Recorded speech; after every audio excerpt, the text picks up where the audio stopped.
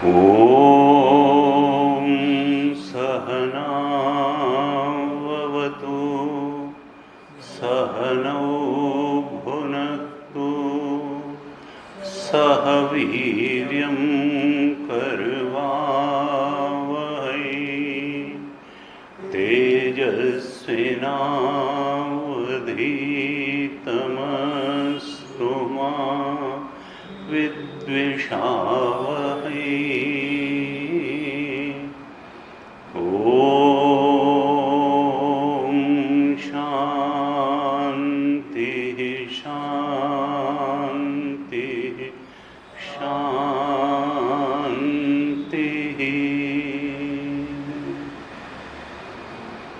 सदाशिवसमारम्भां शङ्कराचार्यमध्यमाम् अस्मदाचार्यपर्यन्तां वन्दे गुरुपरम्पराम्। अज्ञानतिमिरान्धस्य ज्ञानाञ्जनशलाकया चक्षुरुन्मीलितं येन तस्मै श्रीगुरवे नमः। तस्मै श्रीगुरवे नमः।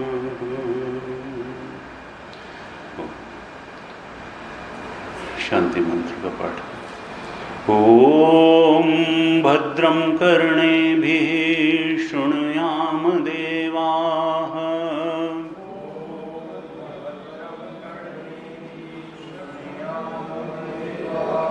भद्रं पश्येमाक्षभिर्यजत्राः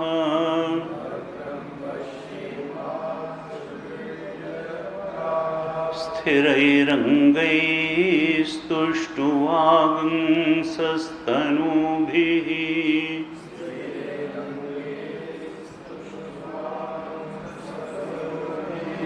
व्यशेमदेवहितं यदायुः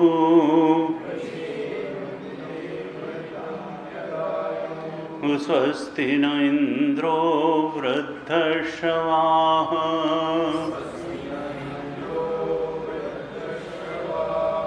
स्वस्ति नः पूषा विश्ववेदाः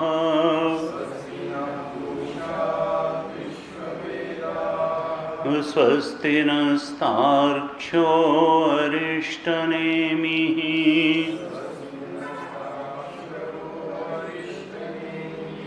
स्वस्ति नो बृहस्पतिर्दधातु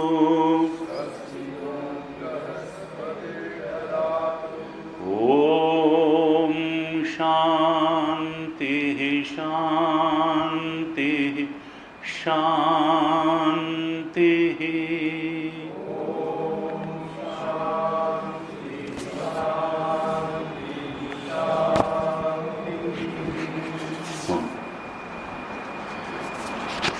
वैतथ्य प्रकरण की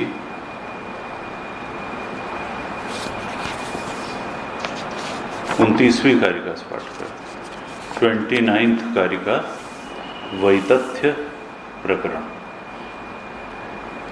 दोहराइएगा। यं भावं दर्शयेद्यस्य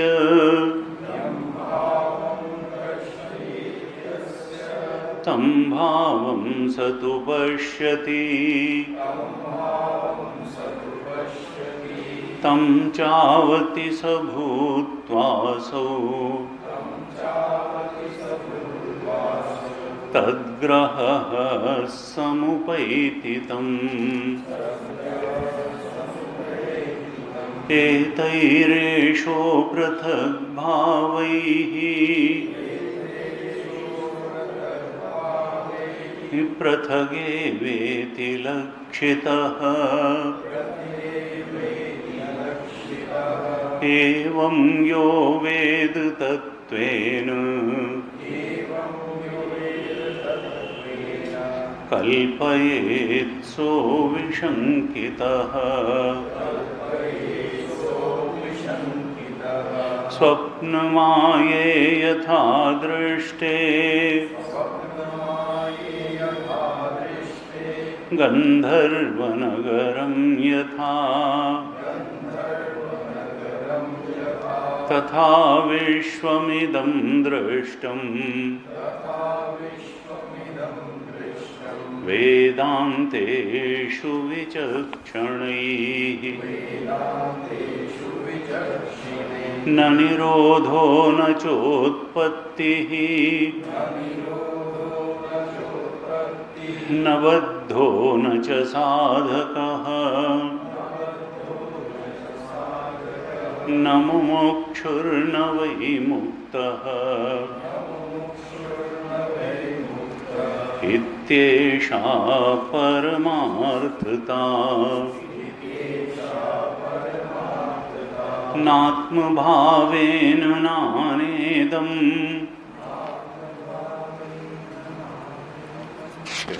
एक छोड़ दिया भावैरसद्भिरेवायम् अद्वयेन च कल्पितः भावा अप्यद्वयेनैव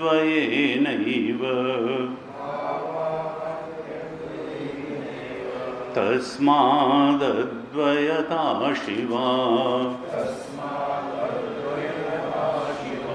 नात्मभावेन नानेदम् न स्वेनापि कथञ्चन न प्रथं नाप्रथं किञ्चित् इति तत्त्वविदो विदुः वीतरागभयक्रोधैः मुनिभिर्वेदपारगैः निर्विकल्पो ह्ययं दृष्टः प्रपञ्चोपशमोऽद्वयः तस्मादेवं विदित्वैनं अद्वैते योजयेत् स्मृतिम् अद्वैतं समनुप्राप्य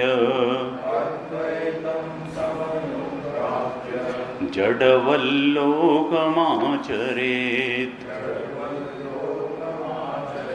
निस्तुतिर्निर्नमस्कारः निस्वधाकार एव च चलाचलनिकेतश्च यतिर्यादृच्छिको भवेत् तत्त्वमाध्यात्मिकं दृष्ट्वा तत्त्वं दृष्ट्वा तु बाह्यतः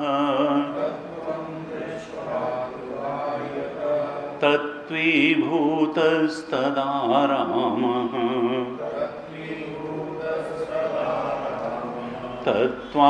तत्त्वादप्रच्युतो भवेत्।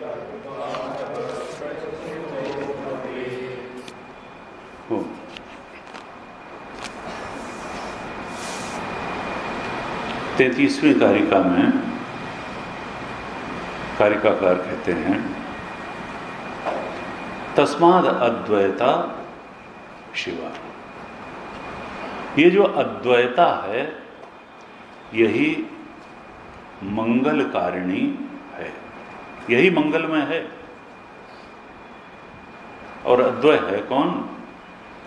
हमारा ये आत्मा जो हमारे अंदर मैं करके स्फुरित हो रहा है, इसका जो शुद्ध स्वरूप है वही आत्मा ही अद्वय है, वही आत्मा ब्रह्म रूप है, वही जीव जगत ईश्वर सबका अधिष्ठान है। कहते हैं तस्माद अद्वैता शिवा। वास्तव में जो सत्य है वो तो यही है, बाकी सुपर इम्पोजिशन है, बाकी मिथ्या है, बाकी नाम रूप है, ये अद्वैता ही शिवा है। और भाष्यकार ने तो थोड़ा बढ़ा दिया, भाष्य में कहा कि इसके अतिरिक्त जो है वो सब कल्पना है, और कल्पना एव तु अशिवा, जो कल्पना है मिथ्या है वो तो अमंगलकारी है, कल्याणकारी वो नहीं है, मंगलकारी वो नहीं है। जो कल्पना है वो अशिवा है, और जो अद्वैता है वो शिवा है। जगत जब दिखाई दे रहा है, जब इससे व्यवहार हो रहा है, तब भी जो इसका अधिष्ठान परमात्मा है मंगलकारी वही है। गुरुदेव कहते थे कि देखो, वेदांत जगत से पलायन करना नहीं सिखाता है,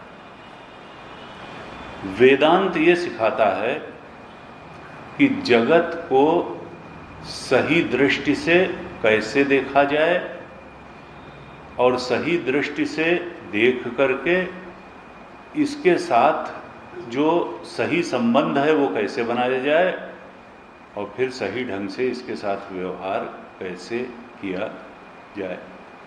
क्योंकि अगर जगत के प्रति दृष्टि ही सही नहीं होगी तो फिर व्यवहार कैसे ठीक होगा, तो फिर इससे हमारा संबंध क्या है, इसका निश्चय कैसे ठीक तरह से होगा, और इस सब का कारण क्या होगा कि जब हम ठीक व्यवहार नहीं कर पाते हैं तो उसका कारण क्या, फिर दुख आता है जीवन में। जगत के सही स्वरूप को, जगत को सही परिप्रेक्ष्य में न पहचान पाने के कारण जीवन में दुख आता है, और जगत को सही परिप्रेक्ष्य में न पहचान पाने का मूल कारण क्या है, क्योंकि हम अपने आप को सही परिप्रेक्ष्य में नहीं पहचानते। जिसने आत्म तत्व को नहीं पहचाना वो जगत को भी ठीक से नहीं पहचान पाएगा, मान्यताओं के अनुसार जगत को देखेगा। इसीलिए सबकी जगत के प्रति जो दृष्टि होती है, जो परसेप्शन होता है, जो एक्सपीरियंस होता है, अनुभूति होती है, वो अलग अलग होती है, और इसका कारण है उसकी वासनाएं। वासना के अनुसार यही जगत अलग अलग दिखाई देता है लोगों को। तो गुरुदेव कहते थे कि देखो, जगत सही रूप में कब दिखाई देगा, जब जगत का जो अधिष्ठान है उसको पहचानोगे। केवल सुपर इम्पोजिशंस को देखते रहने से, केवल जो अनेकता से भरा हुआ नाम रूप है उसी को सत्य मान करके अगर चलते रहोगे तो ये जगत को सही रूप में पहचानना है नहीं। क्यों? क्योंकि ये है मिथ्या का आरोपण। दो चीजें होती हैं, मोह, भ्रम, शोक, तीन कहा गया वेदांत में। जब तक अधिष्ठान का ज्ञान नहीं होगा तब तक बुद्धि में थोड़ा बहुत ज्ञान तो है ही।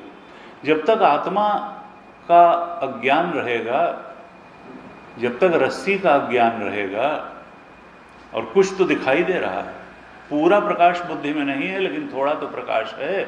रस्सी नहीं पहचानेंगे तो फिर सांप पहचानेंगे, डंडा पहचानेंगे, माला पहचानेंगे, भूछिद्र पहचानेंगे, जलधारा होंगे, कुछ पहचानेंगे लेकिन रस्सी नहीं पहचानेंगे। जब तक रस्सी नहीं पहचानेंगे तब तक जो दिख रहा है उसका सही स्वरूप निश्चित नहीं होगा।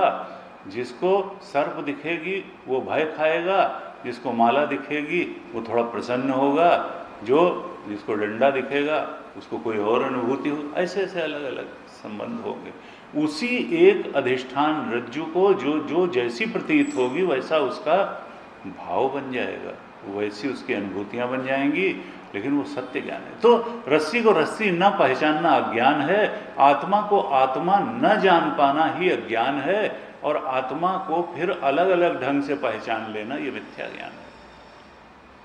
हमारे शास्त्र क्या कहते हैं, उपनिषद और गीता सब क्या कहती हैं कि देखो आत्मा के अज्ञान को दूर करो, जिससे कि जो तुम जिस मिथ्या ज्ञान के कारण भय और दुख में पड़े हुए हो, वो भय और दुख की जीवन से निवृत्ति हो जाए। और ये भय और दुख की निवृत्ति जीवन से तब तक नहीं हो सकती है जब तक तुम जो सत्य के प्रति अज्ञान है, आत्मा के प्रति अज्ञान है, अधिष्ठान परमात्मा के प्रति अज्ञान है, उसको दूर नहीं करोगे, तब तक मिथ्या ज्ञान को ही चूंकि तुम ज्ञान मानते रहोगे, और फिर मिथ्या ज्ञान जो है दुख देने वाला भी होता है, और मिथ्या ज्ञान जो है वो भयकारक भी होता है। तरति शोकम आत्मवित्, उपनिषद ने कहा जो आत्मवित् है, आत्मा का ज्ञान रखने वाला है, वही शोक के पार जाता है। आनंदम ब्रह्मणो विज्ञान न विवेति कुतश्चन, जो उस आनंद ब्रह्म को जान लेता है वही भय के पार जाता है। अर्थात शोक और भय दुख के पार जाना है, तो आत्मा के सही स्वरूप को पहचाने बिना इस जीवन से शोक भय और दुख की निवृत्ति हो नहीं सकती। जगत के स्वरूप को भी ठीक से नहीं पहचाना जा सकता है अगर आत्मा के स्वरूप को ठीक तरीके से नहीं जाना गया, और उसको जानने के लिए केवल अज्ञान की निवृत्ति करनी है। अज्ञान की निवृत्ति होते ही सबका स्वरूप, अपना स्वरूप, जगत का स्वरूप, सब आईने की तरह स्पष्ट हो जाने वाला है। जो स्वरूप सुख की अनुभूति हो जाने वाली है, और दुख शोक और भय की निवृत्ति। गुरुदेव कहते थे कि देखो ये अधिष्ठान क्या है, का जब पहचान नहीं पाता है आदमी सही चीज को, रात में जा रहा है तो एक स्थाणु या ठूंठ है, अब ठूंठ तो उसको दिखाई नहीं दिया, उसको लगा कि कोई भूत खड़ा है, प्रेत खड़ा है।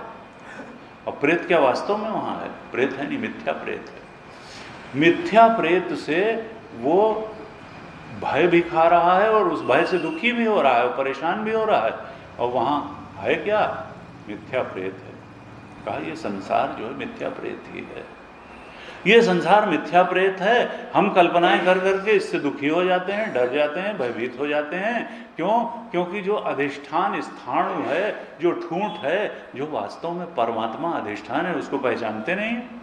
इसलिए हम मिथ्या प्रेत से, इस जगत की अनेकता से भरे हुए मिथ्या प्रेत से डर जाते हैं, भयभीत हो जाते हैं, दुखी हो जाते हैं। कहते हैं कि देखो अधिष्ठान जो है परमात्मा, उसको पहचानो। और दूसरी चीज वेदांत क्या कहता है कि देखो एक व्हीकल में तुम बैठे हुए हो, और वाहन अगर तुम्हारे नियंत्रण में नहीं चलेगा तो फिर वाहन बजाय सुख देने के दुख देने का कारण हो जाएगा। ये मन ऐसा ही वाहन है, ये मन ऐसा ही वाहन है। अगर कुत्सित वासनाओं के निम्न स्तर से ये मन चालित होने लगा तो समझो ये एक्सीडेंट करा के और तुमको परेशान करेगा। इससे बड़ा शत्रु कोई नहीं हो। तो ये मन रूपी वाहन ज्ञानवती बुद्धि के अनुसार चलना चाहिए। अगर ज्ञानवती बुद्धि के अनुसार ये मन चला तभी अज्ञान भी दूर होगा, तभी जीवन में सुख के फूल भी खिलेंगे, और तभी जीवन का जो वास्तविक सुख है वो प्राप्त होगा। तो ये दो बातें कहते हैं वेदांत गीता सब कि देखो विवेकवती बुद्धि हमारे मन की संचालक होनी चाहिए, जो निम्न स्तर की वृत्तियां हैं, वासनाएं हैं, वो अगर मन की संचालक बनी रहेंगी, फिर तो ये मन शत्रुवत ही बरतेगा। और दूसरे, जब विवेक बुद्धि के अनुसार ये मन चलेगा, धीरे धीरे शुद्ध होता चला जाएगा, ये प्रसन्नता से भरता चला जाएगा, शांति से भरता चला जाएगा, समता से भरता चला जाएगा, और फिर ये उस आत्मज्ञान के योग्य बन जाएगा, और फिर उस आत्मज्ञान को प्राप्त ही कर लेगा, और फिर तो जीवन से दुख की निवृत्ति ही हो जाए। ये एक सीधा सा मार्ग है, बहुत सरल भी मार्ग है, लेकिन अगर हम कमर कस करके इस रास्ते नहीं चलेंगे तो फिर कठिन भी है।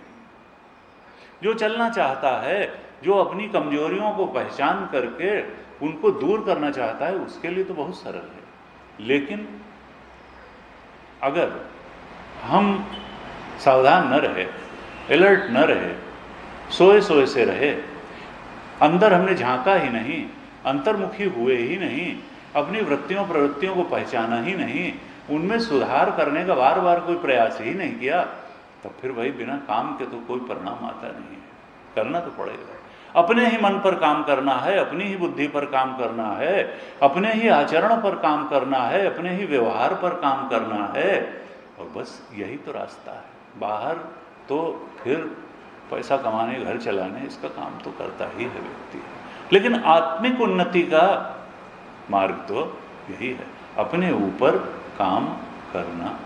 यही लैब है हमारी, ये हमारा जो सूक्ष्म शरीर, स्थूल शरीर, यही लैब है। इस लैब में सबसे बड़े वैज्ञानिक हम ही बैठे हुए हैं, हम ही को इस लैब में काम करना है, और तमाम चीज़ें जो है, जो अवांछित हैं उनको हटा देना है, वांछित को लाना है, और फिर वांछित अवांछित सबके पार चले जाना है, और फिर आत्मस्वरूप में स्थित हो जाना है। अच्छे बुरे दोनों, त्रिगुणातीत,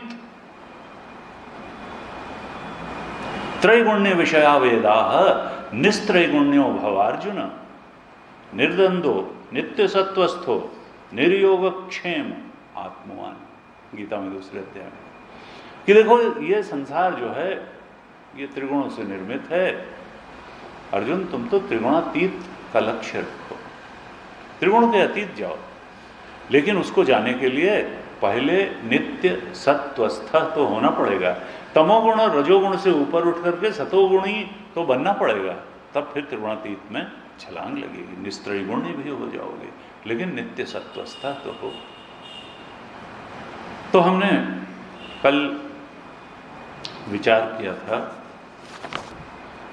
35वीं कारिका तक विचार किया था, जिसमें वीतराग भय क्रोध मृणुभि वेद पार गई, निर्विकल्पो हेयम दृष्टः प्रपंचोप समोद्वय।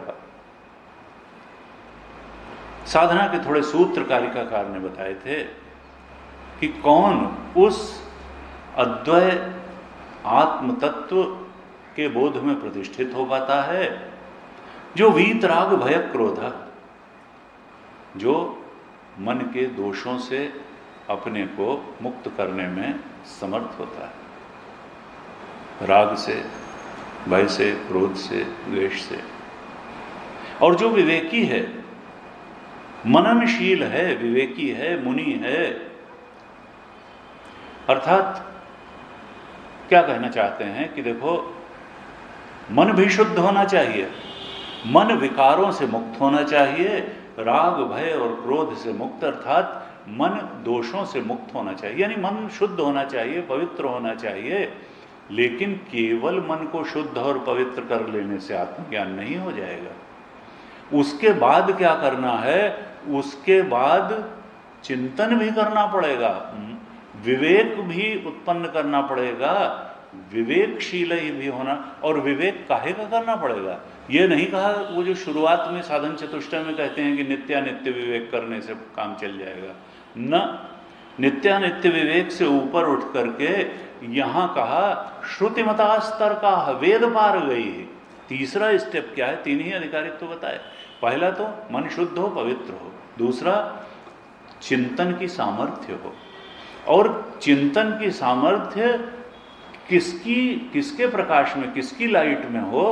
वेद की, उपनिषद की। उपनिषद श्रुतिमता स्तर का, साधना पंचकम में कि देखो श्रुति के अनुसार तुम्हारा विवेक हो जाए। मांडूक्य उपनिषद और कारिका जिस प्रकार से उस आत्मबोध में प्रतिष्ठित होने के लिए चिंतन करने को कहते हैं, चिंतन उस प्रकार से हो तब वहां तक पहुंचेंगे। मनमानी चिंतन करके नहीं पहुंच पाएंगे। केवल युक्त चिंतन करके वहां नहीं पहुंचा जा सकता है। वेदांत की शरण में जाकर के उपनिषद को ग्रंथ नहीं प्रमाण मान करके उस उपनिषद प्रमाण द्वारा निर्देशित विधि के अनुसार जब चिंतन किया जाएगा तब फिर उस अद्वय आत्मा की प्राप्ति रूप लक्ष्य पर पहुंचा जा सकता है।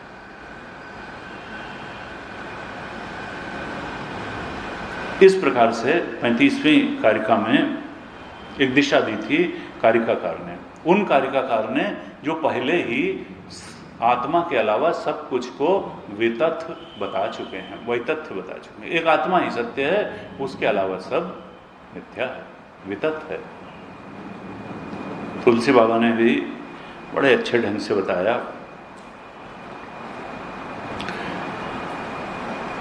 भाष्यकार ने जब इसका भाष्य लिखा था तो लिखा कि विगत दोषैः पंडितैः वेदांतार्थ तत्परैः सन्यासिभिः परमात्मा द्रष्टुम शक्य।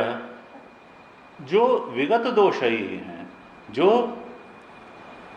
विवेकी हैं, पंडित हैं और जो वेदांत के अर्थ के बोध के लिए तत्पर हैं, वही इस आत्म तत्व को, परमात्मा को जान पाते हैं। और कह दिया ना अन्य है, यानी ये नहीं है कि जो कह दिया नहीं साहब सारे मार्ग वहीं ले जाते हैं और राम हम तो फलाने उसके सेक्ट के हैं, हम तो जो है राधा स्वामी के हमारे गुरु जी जो हम तो वही ना। उन्होंने कहा ना अन्य ही राग कलुषित चेतो भी, और कोई मार्ग नहीं, यही वेदांत का ही मार्ग है। 3 चीज़ें होनी चाहिए, विगत दोषी होना चाहिए और मुनि भी होना चाहिए, वेद पारगई वेदांतार्थ तत्पर ही होना चाहिए, तब और तभी परमात्मा को देखने में सक्षम होगा। नान्य ही, और किसी प्रकार से नहीं होगा। रागादि कलुषित चेतो भी, विशेष रूप से अगर राग आदि से कलुषित चित्त है वो बिल्कुल देखने में समर्थ नहीं होगा। तुलसी बाबा ने कहा मुकुर मलिन और नयन विहीना राम रूप देखहीं किमि दीना। 2 चीजें होंगी, मुकुर मलिन और नयन विहीना। राम रूप, राम का मतलब आत्मा ही है। कहा कि देखो 2 चीजें राम के रूप को देखने के लिए, उस आत्म तत्व के बोध के लिए 2 अर्हताएं, 2 योग्यताएं, 2 अधिकारित्व चाहिए। क्या कि मुकुर मलिन न हो और नयन विहीना न हो। मुकुर मलिन का अर्थ क्या है? ये अंतःकरण ही दर्पण है। मुकुर माने दर्पण, शीशा। मुकुर ये मन अंतःकरण रूपी दर्पण ये मलिन न हो। अगर मलिन होगा तो राम रूप नहीं दिखाई देगा। कहा एक तो मुकुर मलिन न हो, अंतःकरण रूपी दर्पण बिल्कुल स्वच्छ हो। लेकिन केवल दर्पण स्वच्छ हो जाने से ही राम रूप नहीं दिख जाएगा, नयन भी चाहिए। यानी वेद के प्रमाण रूप, वेदांत प्रमाण रूप ज्ञान का नेत्र भी चाहिए। प्रमाण विचार चाहिए, वेदांत प्रमाण के आधार पर चिंतन की सामर्थ्य चाहिए, चिंतन चाहिए, श्रवण मनन निधिध्यासन चाहिए। ऐसे ज्ञान के नेत्र अगर होंगे और शुद्ध अंतःकरण होगा तो बस राम रूप दिख जाएगा, आत्म तत्व दिख जाएगा, अन्यथा फिर कठिन है। तो दोनों चीज़ उन्होंने भी कही कि देखो शुद्ध अंतःकरण भी चाहिए और वेदांत प्रमाण भी चाहिए। 36वें श्लोक में क्या कहते हैं? तस्माद् एवं विदित्वैनम अद्वैते योजयेत् स्मृतिम अद्वैतम समनुप्राप्य जड़वल लोकमाचर्य। कारिकाकार कहते हैं 36वीं कारिका में, इसलिए क्योंकि इसको जानना पहचानना, इस आत्मतत्व के बोध में प्रतिष्ठित होना, यही मंगलकारी है और ये मनुष्य जीवन के लिए सर्वोच्च और आवश्यक लक्ष्य है। इसलिए इस आत्म तत्व को, इस अद्वैत तत्व को जान करके, मनमानी ढंग से जान करके, कहा नहीं, एनम अद्वैते, एवं एनम अद्वैते विदित्वा, जिस प्रकार से कारिकाकार ने और श्रुति ने बताया है, उस प्रकार से इस आत्म तत्व को, अद्वैत तत्व को जान करके, मनमानी ढंग से जान करके नहीं। एवं एनम अद्वैते विदित्वा, इसलिए इस प्रकार से इस अद्वैत तत्व को जान करके फिर क्या करो, अद्वैते योजयेत स्मृतिम। ये नहीं कि एक बार जान लिया, थोड़ा उसका अनुभव हो गया, फिर कहा बस अब हम तो वही ब्रह्मज्ञानी हो गए और फिर अपने और सब, ना ना ना, उसी में इस तरह से जानने के बाद अपने मन को उसी में लगाए रहो। योजयेत स्मृतिम, अद्वैत तत्व में ही मन को लगाए रखो, स्मृति में बार बार उसको लाओ। इसी को कहते हैं निदिध्यासन। देखिए, ज्ञान श्रवण से हो जाता है, हमारा 3 है ना, श्रवण मनन निदिध्यासन। जिस समय आचार्य मुख से वेदांत का श्रवण करेंगे, चीजें बहुत स्पष्ट स्पष्ट लगेंगी और लगेगा हाँ बिल्कुल साफ दृष्टि हो गई, आत्मा ही सत्य है और सब सुपर इम्पोजिशन है, अध्यास है। लेकिन उसके बाद भी मनन और निदिध्यासन की आवश्यकता है। कहते हैं निदिध्यासन करो, बार बार उस ज्ञान पर मेडिटेट करो, अपनी मन को उस अद्वैत में ही लगाए रखो। और जब ऐसा करोगे, श्रुति और कारिका के बताए अनुसार उस अद्वैत आत्म तत्व को जानोगे और उसमें अपने मन को बार बार लगाए भी रखोगे, तब तुम अद्वैतम सम अनुप्राप्य, तब उस अद्वैत तत्व के बोध में भली प्रकार स्थित हो जाओगे। सम अनुप्राप्य, ठीक तरीके से उसको पालोगे, जानोगे भी और मन को लगाए भी रहोगे। जब श्रवण मनन निदिध्यासन ठीक प्रकार से करोगे तो फिर उस अद्वैत तत्व के बोध में निश्चित है कि तुम भली प्रकार से स्थित हो जाओगे। और जब ये हो जाए, जान भी लो, निदिध्यासन भी कर लो और उसमें भली प्रकार स्थित भी हो जाओ, तब क्या करो, तो कहते हैं जड़वल लोकमाचरित। लोक में मूर्ख की तरह रहो। ऐसा क्यों कहते हैं? मूर्ख की तरह क्यों रहे भाई? थोड़ा सा ज्ञान पा करते तो आदमी उसका बखान करने लगता है, और जिन्होंने सबसे ऊंचा ब्रह्म ज्ञान प्राप्त कर लिया वो मूर्ख की तरह रहें, ये आदेश क्यों करते हैं कारिकाकार? यहाँ इसका मतलब यह नहीं है कि मूर्ख की तरह रहें, मतलब यह है कि उस ज्ञान का प्रदर्शन के चक्कर में मत पड़ो। गुरुजी कहते थे कि भाई ऋषिकेश जाइए, कुंभ मेला लगता है इलाहाबाद में, और हर ब्रह्मज्ञानी 1008 फलाने, पता नहीं ब्रह्मज्ञानी हैं भी नहीं, ABCD भी जान रहे हैं कि नहीं, लेकिन वो ब्रह्मज्ञ ब्रह्मज्ञानी।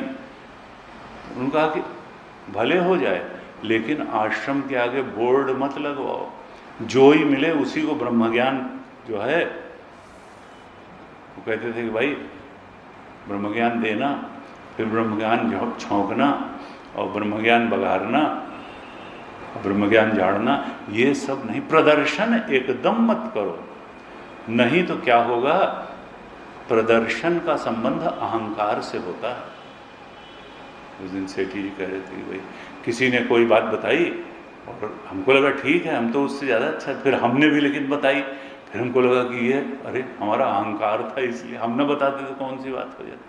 तो यहाँ यही कह रहे हैं, इसीलिए कहा जड़वल लोकमा। यानी क्या है कि प्रदर्शन की भावना नहीं, क्योंकि अगर ब्रह्मज्ञान होने के बाद भी आपके अंदर उसका प्रदर्शन की प्रवृत्ति रह गई तो अहंकार फिर से जन्म ले लेगा, क्योंकि प्रदर्शन की भावना अहंकार से सीधे जुड़ी हुई है, निर्विशेष से ये संबंधित नहीं है प्रदर्शन की भावना।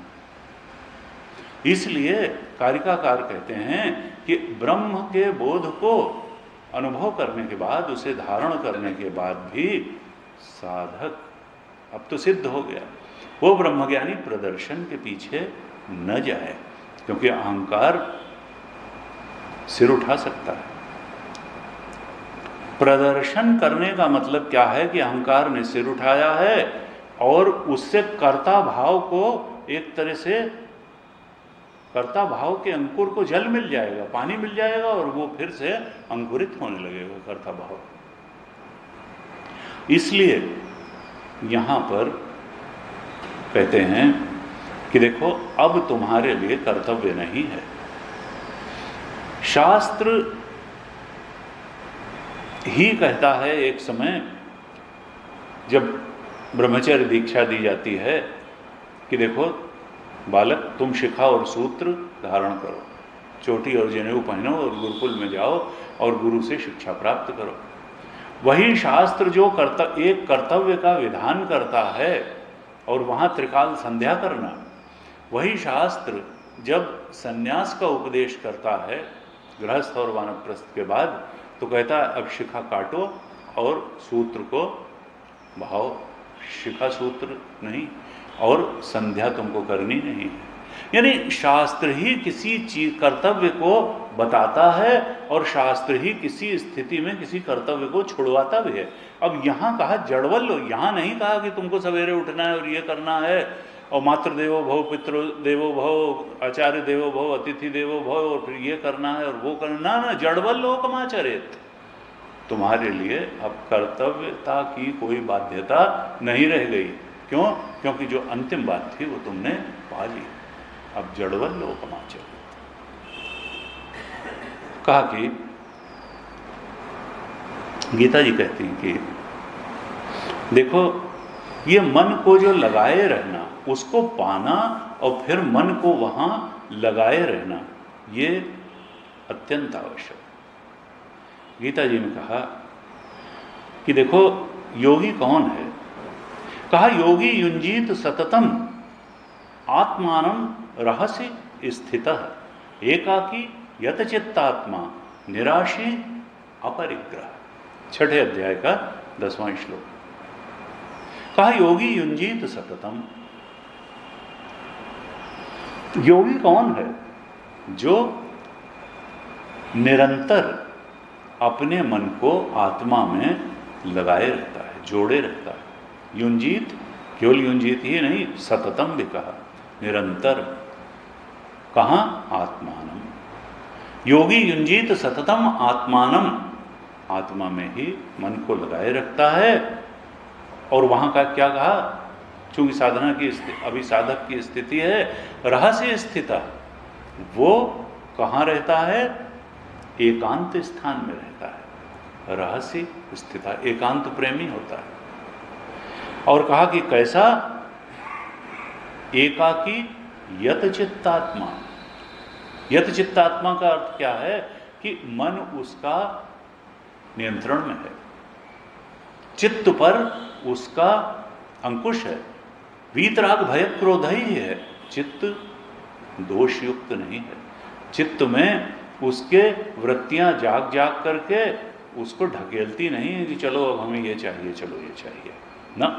संयमित मन वाला है, संयमित चित्त वाला है, शरीर और मन उसका संयमित किया हुआ है, यत चित्तात्मा है। और एकांत में रह करके अब कैसा है? निराशी है। उसको जगत में अब कुछ ज्यादा दिखाई नहीं देता है, आशा नहीं है। निराशी, वो जान गया है कि जो हमें चाहिए वो जगत देने में समर्थ नहीं है। वो आत्मा तो अंदर है और ज्ञान से ही उस अज्ञान का नाश करके वो आत्म तत्व प्राप्त किया जाता है। तो उसने बाहर की आशाएं छोड़ दी हैं, निराशी है और अपरिग्रह। उसको जीवन चलाने के लिए बहुत सारी चीज़ों की जरूरत नहीं है, अपरिग्रही। कहा देखो इस प्रकार का बार बार गीता में विशेष, ये देखिए ध्यान का 6ठा अध्याय जो गीता का है ये ध्यान से संबंधित है। ये सब चीजें अगर होंगी तो ही, जो कहा ना योजयेत स्मृतिम कारिका में, ये जो निरंतर मन को आत्म तत्व में लगाए रखने की बात है, इसके लिए एकाग्र चित्त चाहिए, ध्यान की सामर्थ्य वाला चित्त चाहिए।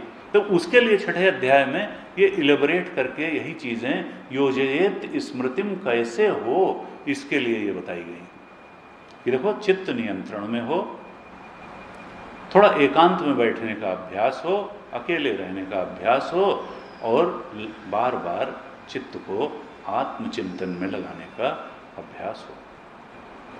6ठे अध्याय में कहते हैं योगी युंजीत सततम न युंजन एवं सदात्मानम योगी नियत मानस।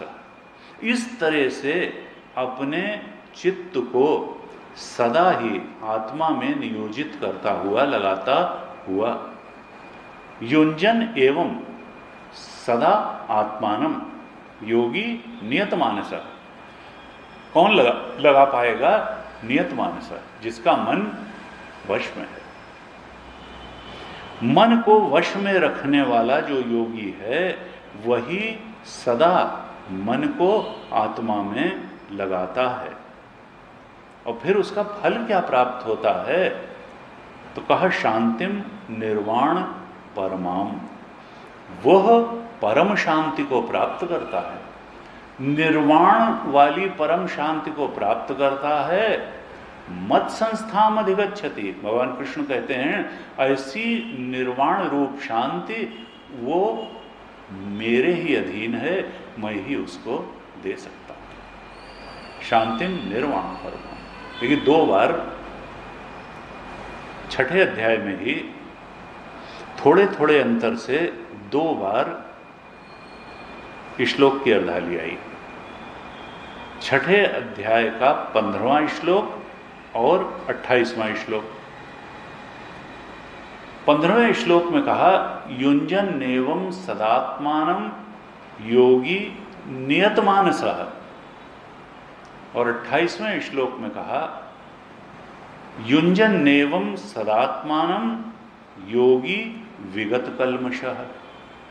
एक में कहा विगत मानसः, एक में कहा विगत कल्मषः, और दोनों की फलश्रुति अलग अलग बताई।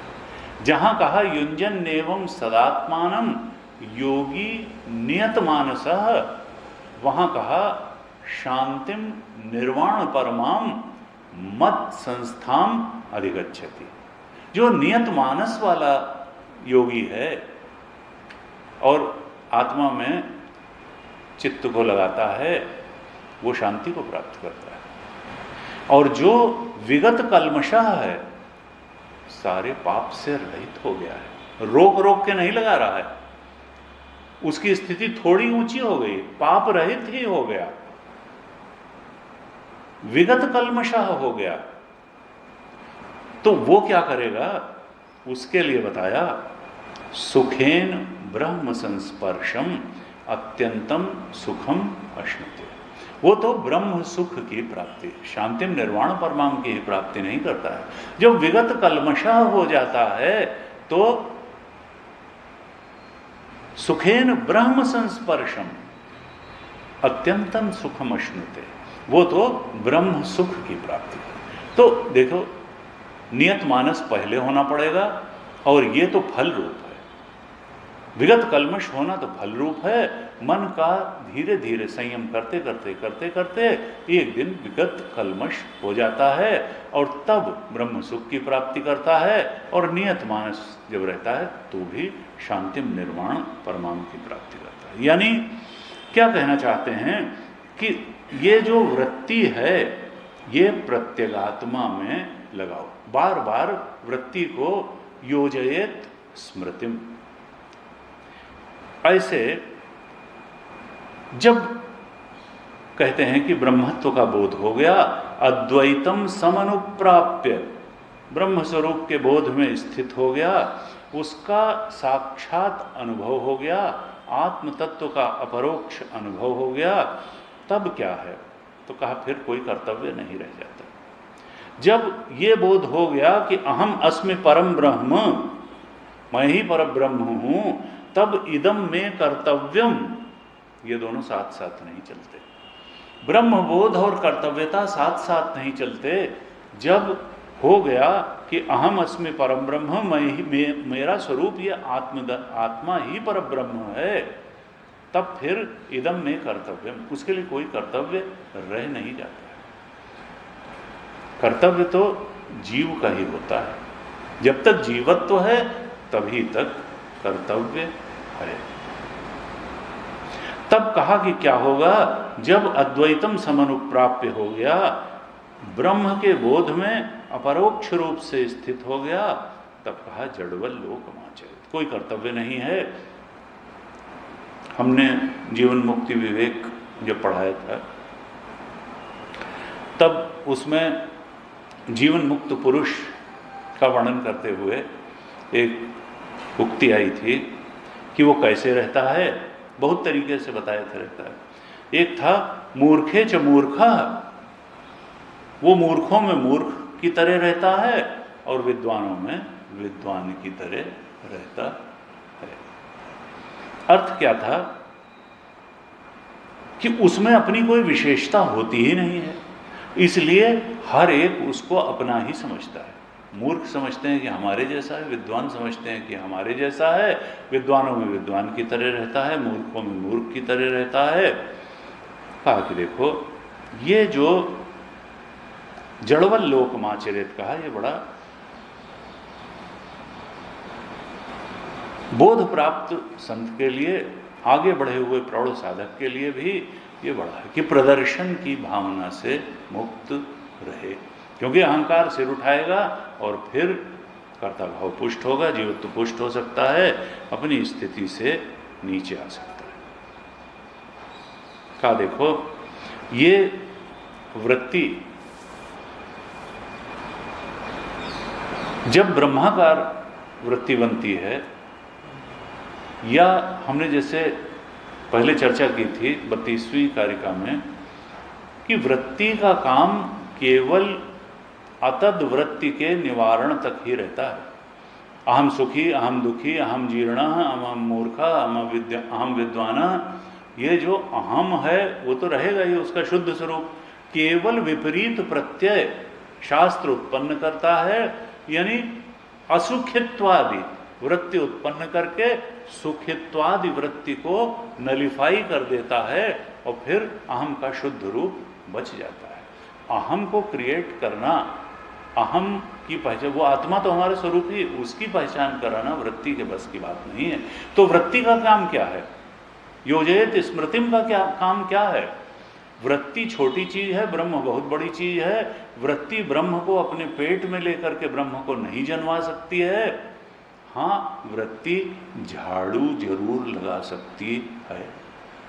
सद्वृत्तियां दुष्वृत्तियों पर झाड़ू लगाती हैं। वृत्तियां का काम झाड़ू लगाने का है। साधना का मतलब है सद्वृत्तियों से दुष्वृत्तियों पर झाड़ू लगवा देना, और फिर उसके बाद में जब मन शुद्ध हो जाए, तब ये अंत में वृत्ति ब्रह्म का विचार करते करते उस ब्रह्म को भी उसी तरह से अपने पेट में ले करके जन्माने के लिए बढ़ेगी, जैसे विषयों को अपने पेट में ले करके सगर्भा, विषय रूपी सगर्भा हो करके हमको ज्ञान करा देती है विषयों का। तो वृत्ति की तो आदत है उस तरह से ज्ञान कराने की। वो ब्रह्म के चिंतन करते करते उसी ढंग से ब्रह्म का ज्ञान कराने के लिए बढ़ेगी। और वृत्ति बहुत छोटी चीज है, ब्रह्म बहुत बड़ी चीज है। वो जब ब्रह्म के चिंतन करते करते उसी रूप में ब्रह्म का ज्ञान कराने के लिए बढ़ेगी, तो क्या होगा? वो ब्रह्म को अपने पेट में ले नहीं पाएगी, और फिर ब्रह्माकार वो वृत्ति जो है वो लीन हो जाएगी, वृत्ति ही खत्म हो जाएगी और ब्रह्म ही आगे आ जाएगा। ब्रह्म ज्ञान की यही प्रक्रिया। तो वृत्ति झाड़ू लगाने वाली चीज है, बाकी आत्मा तो स्वयं हमारा स्वरूप ही है और वो प्रकट हो जाता है। का ये जो है, ये जो भगवान भाष्यकार ने जब भाष्य लिखा तो लिखा कि ये जो अद्वैता है ये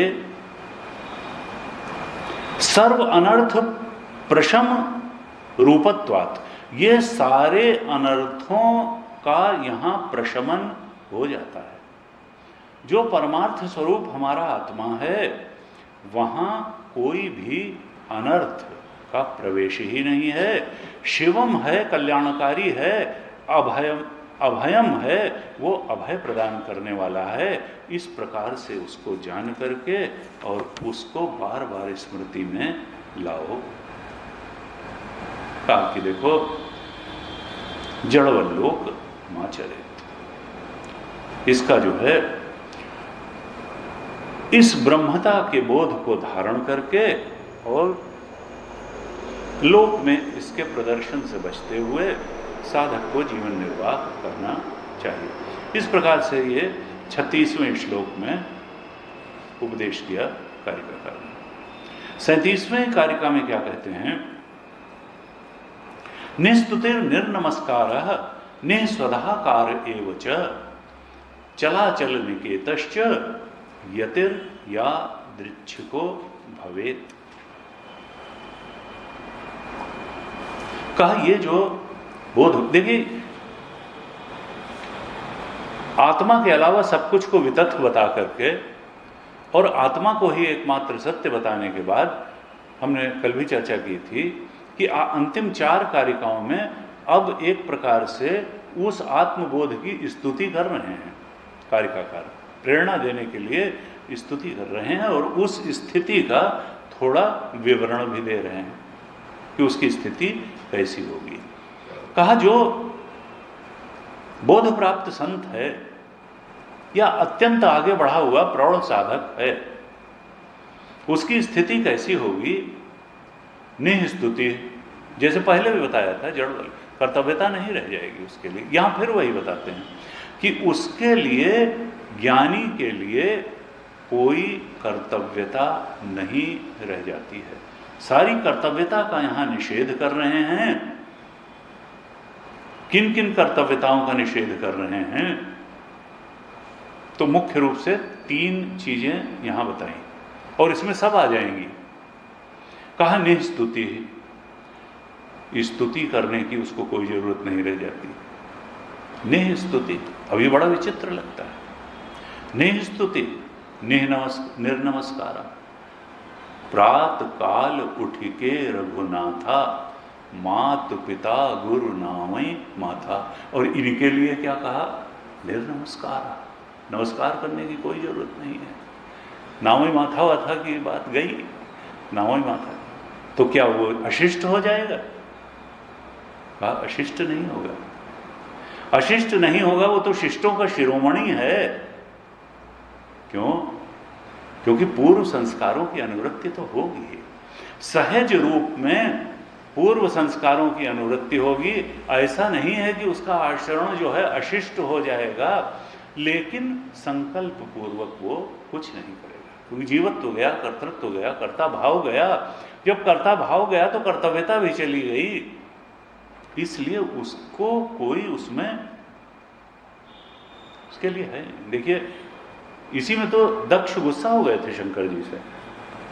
वो समाधि में बैठे हो, उन्होंने कहा मेरा दामाद, सब खड़े हुए और ये खड़ा ही नहीं हुआ, इसको तो खड़े होना चाहिए था। उन्होंने कहा कि भाई हम तो उस परम सत्य के बोध में लीन थे, हमको क्या मालूम कि कहाँ का जो है ससुर और कहाँ का क्या और क्या, और फिर कितना जो है उससे वो हो गया।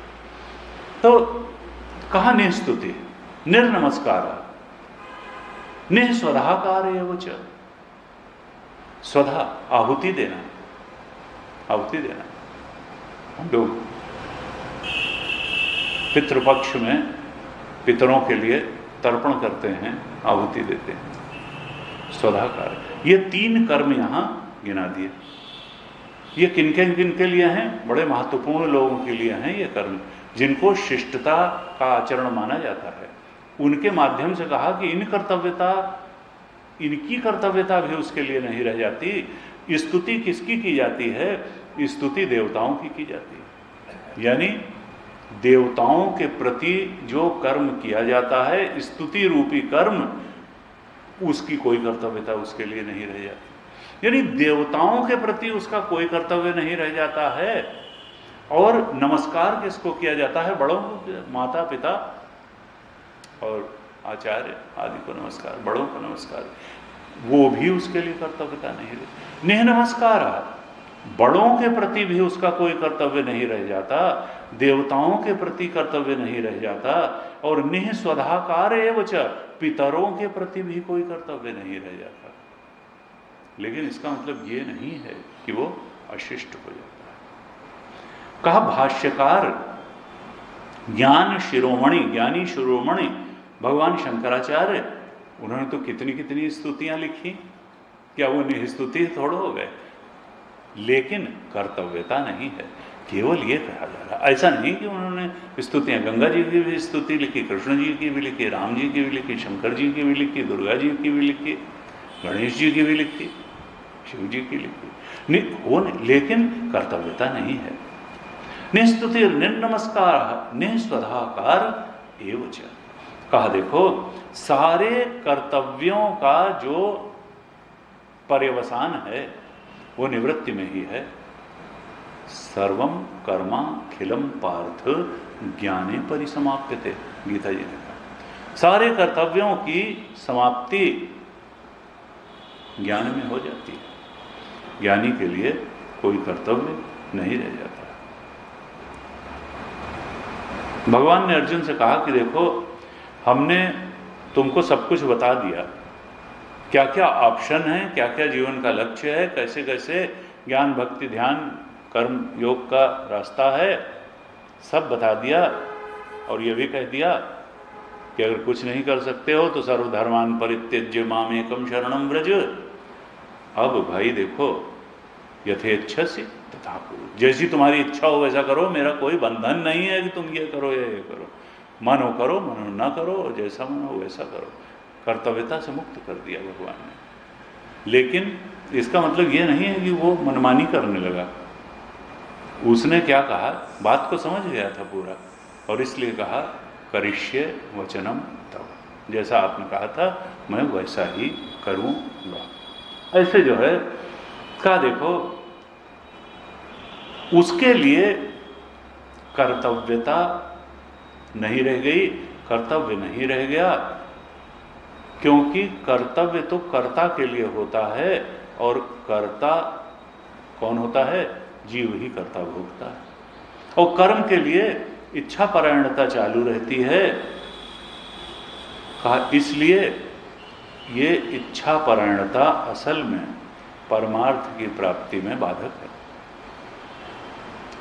कर्म ही बाधक है। तुलसी बाबा ने लिखा वंश की रह द्विज अनहित कीन्हे, और कर्म की हो ही स्वरूप ही चीन्हे। ब्रह्मज्ञानी का शुद्ध ब्राह्मण का अहित करोगे वंश नाश हो जाएगा, यानी तुम्हारा जो है अनिष्ट होगा। वो कुछ नहीं करेगा लेकिन हो जाएगा। वंश की राह द्विज अनहित कीन्हे, और फिर कहा कर्म की हो ही स्वरूप ही चीन्हे। जो स्वरूप में स्थिति जिसकी हो जाती है, स्वरूप को पहचान लेता है, फिर कर्ता भाव उसका नष्ट हो जाता है। वो जो है कर्म से के बंधन से ऊपर उठ जाता है।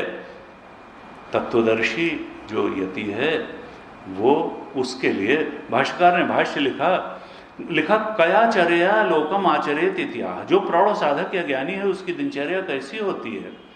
तो कहा स्तुति नमस्कार आदि सर्व कर्म वर्जित त्यक्त सर्व बाह्येषण प्रतिपन्न परमहंस पारिव्राज्यम इति अभिप्राय। सर्व कर्म वर्जित हो जाता है। गुरु जी कहते हैं भाई देखो सर्व कर्म वर्जित तो कोई हो नहीं सकता, क्योंकि कर्म तो जब तक जीवन है तब तक करना ही पड़ेगा। इसका अर्थ यही है कि कर्तव्यता के भाव से वो ऊपर उठता है, सारी बाह्य ऐषणाओं से ऊपर उठ जाता है, परमहंस परिव्राज्य भाव को प्राप्त कर लेता है। साधना का मार्ग धीरे धीरे बता रहे हैं। देखिए संन्यास की तरफ ले जाने वाली बात कर रहे हैं कि संन्यास एव अतिरेचयेत, संन्यास एक्सेल्स। यानी पूरी गीता भाष्य में भगवान शंकराचार्य ही कहते हैं, देखिए ज्ञान जो है वो सर्व कर्म संन्यास पूर्वक ही होता है। कहा जो साधक है वो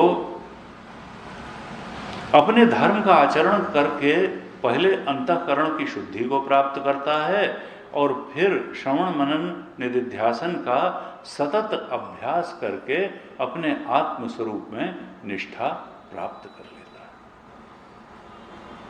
स्वधर्माचरण जब करेगा, निष्काम कर्म का अभ्यास करेगा, अपने धर्म कर्म के मार्ग पर चलेगा, वहां तक है उसकी अंतिम गति अंतःकरण की शुद्धि ही है। और उसके बाद फिर श्रवण मनन निधिध्यासन के अभ्यास से जब तक दृढ़ निष्ठा नहीं प्राप्त करेगा तब तक तत्व के बोध में अंतिम रूप से स्थिति नहीं मिलेगी। निष्ठा, दृढ़ निष्ठा प्राप्त करनी ही होगी। क्या कहते हैं दूसरी अर्धाली 37वीं कारिका की क्या है? चलाचल निकेतश्च यति या दृच्छिको भवेत। ये जो यति है, जो बोध प्राप्त संत है, जो ज्ञानी है, यति है, वो चलाचल निकेतश्च, वो कभी चल को अपना घर मानता है, निकेत माने घर, कभी चल को अपना घर मानता है और कभी अचल को अपना घर मानता है। चल का मतलब क्या है? चल का मतलब है कि वो कभी मन और शरीर को अपना घर मानता है। ये दोनों चल हैं, शरीर भी बदल रहा है और मन भी चलायमान है।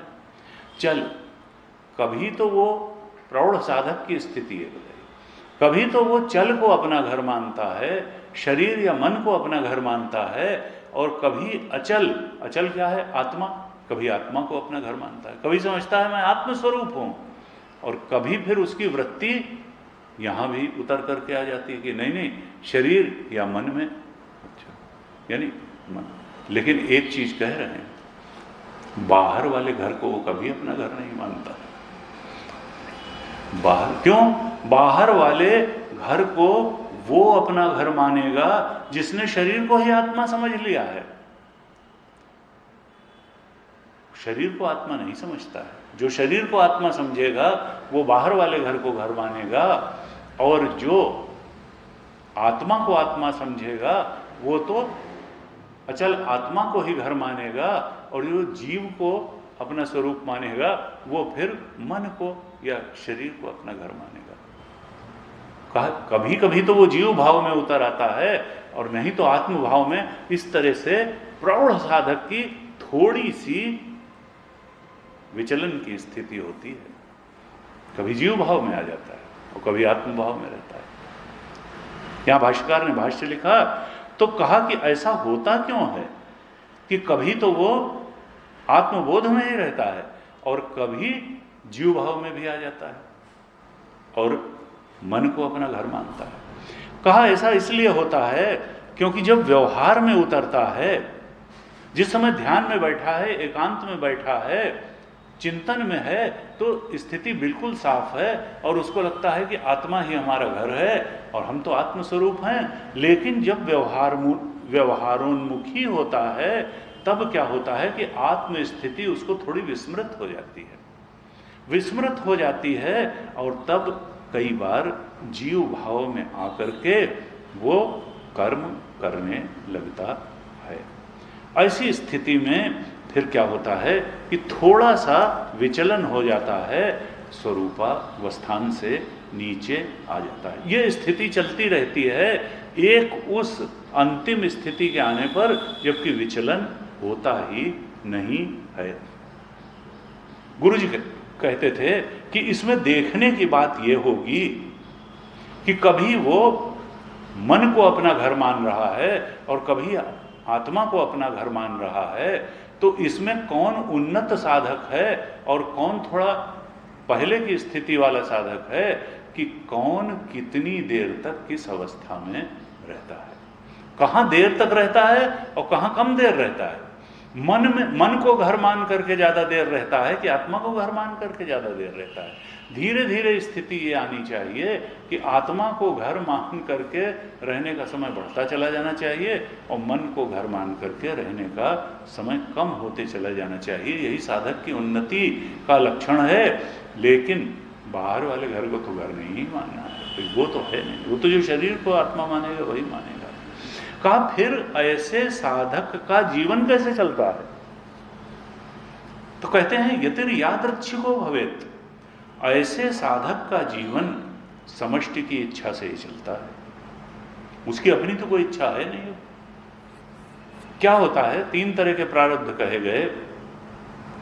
एक तो स्वेच्छा प्रारब्ध, एक दिन हमने और भी इस पे चर्चा की थी। स्वेच्छा प्रारब्ध, परेच्छा प्रारब्ध और अनिच्छा प्रारब्ध।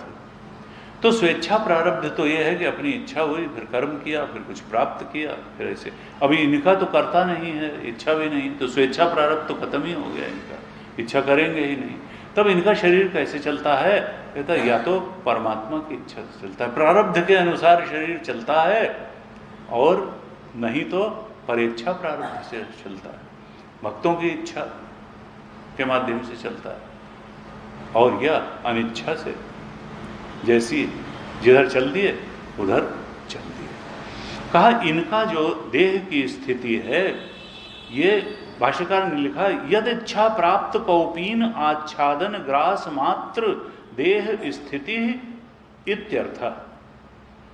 ये अनायास ही जो इनको कौपीन यानी लगोटी वस्त्र आदि मिल जाता है उसको पहनते हैं, जो मकान आदि आच्छादन, कुटिया मिली तो कुटिया, लेकिन जीवन उन्मुक्ति विवेक में बताया था कि महल में भी रहता है और वहाँ भी रहता है और संतों के भी साथ कुटिया में भी। तो जो आच्छादन मिल गया वहीं रहता है, जो कौपीन आदि वस्त्र मिल गए वही पहन लेता है, अनायास प्राप्त, और ग्रास मात्र जो खाने को मिल गया वही खा लेता है।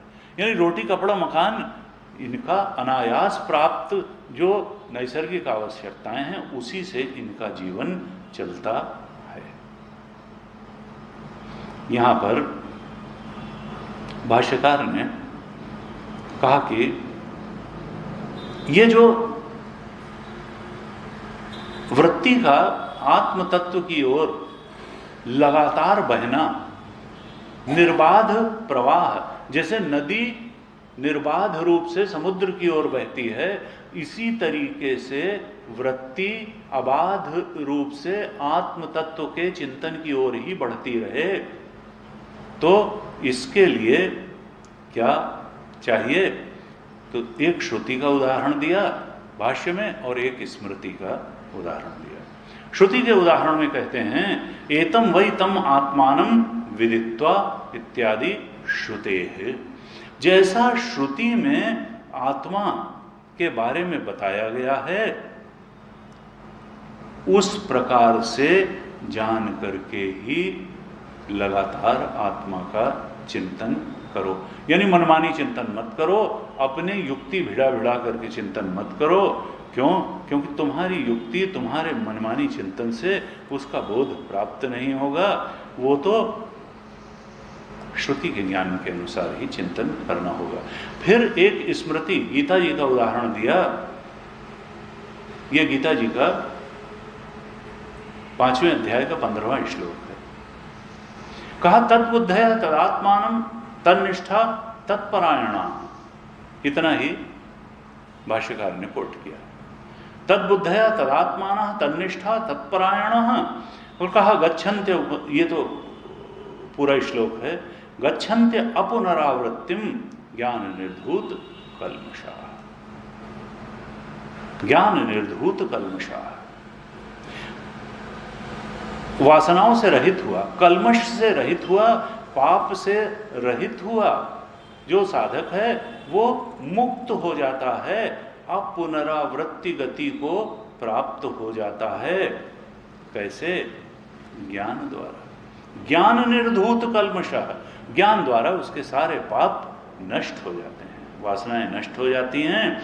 लेकिन ये ज्ञान प्राप्त कैसे हुआ?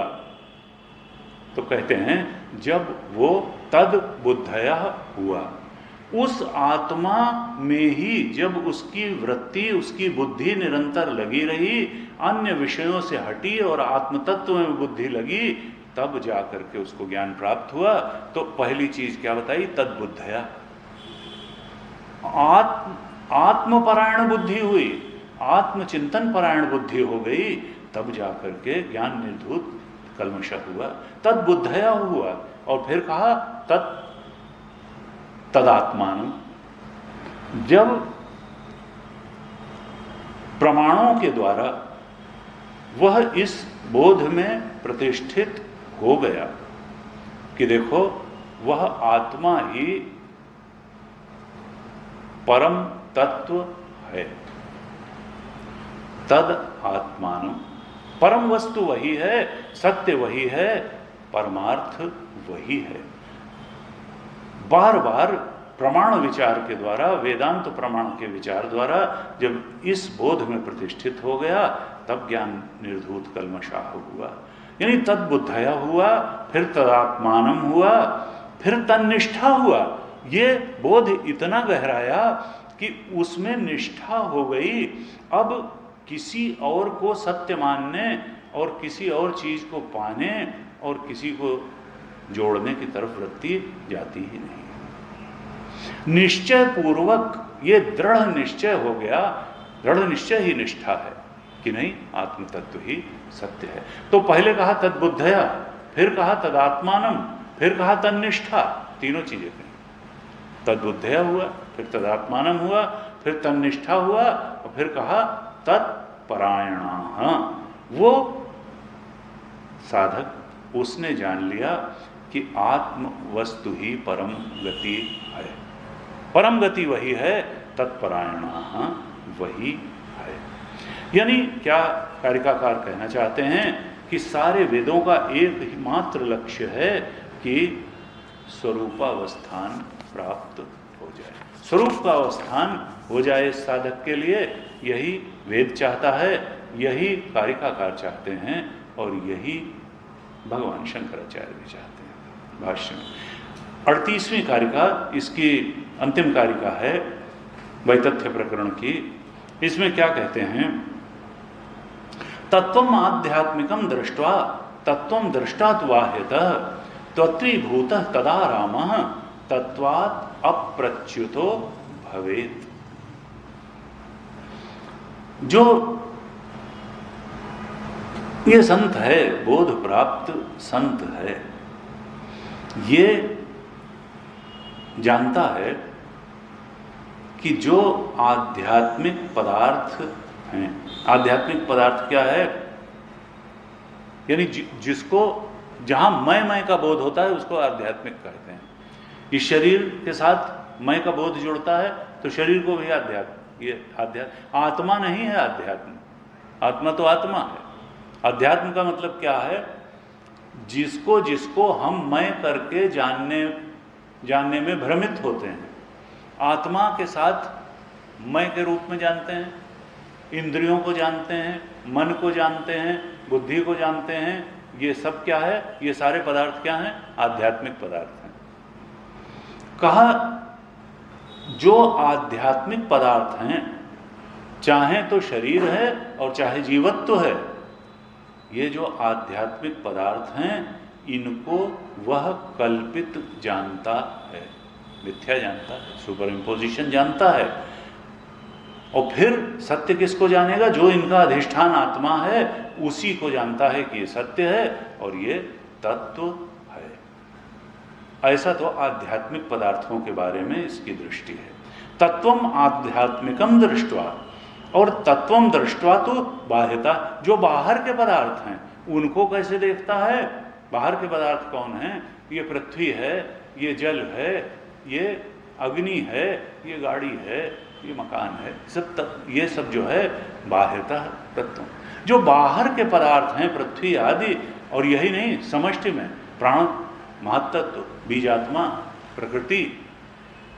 गुरु जी कहते थे, अब सुनने में खराब लगेगा, लेकिन ईश्वर भी बाह्य पदार्थ, क्योंकि है तो आत्मा ही सत्य, ब्रह्म ही सत्य है। मायोपाधिक ब्रह्म, वो जो माया की उपाधि, तो माया थोड़े सत्य है, मयोपाधिक ब्रह्म ही तो ईश्वर। यानी बाहर जो जो कुछ है, अंदर के पदार्थों को भी कल्पित जान लेता है और बाहर के जितने पदार्थ हैं उनको भी कल्पित जान लेता है, उनको भी अवस्तु जान लेता है और उनका जो अधिष्ठान है उसको सत्य, और ये भी जान लेता है कि चाहे आध्यात्मिक पदार्थ हैं चाहे बाह्य पदार्थ हैं, उनका अधिष्ठान ही सत्य है और वो अधिष्ठान आत्मा है और वो आत्मा मैं हूं, वो आत्मा मैं हूं। अगर क्यों? क्योंकि चेतन कभी पर रूप से उपलब्ध ही नहीं होता, चेतन हमेशा आत्म रूप से उपलब्ध होता है। चेतन को हम अंदर से ही जानते हैं, चेतन को बाहर से नहीं जानते हैं। चेतन जब भी उपलब्ध होगा तो आत्म रूप से उपलब्ध होगा।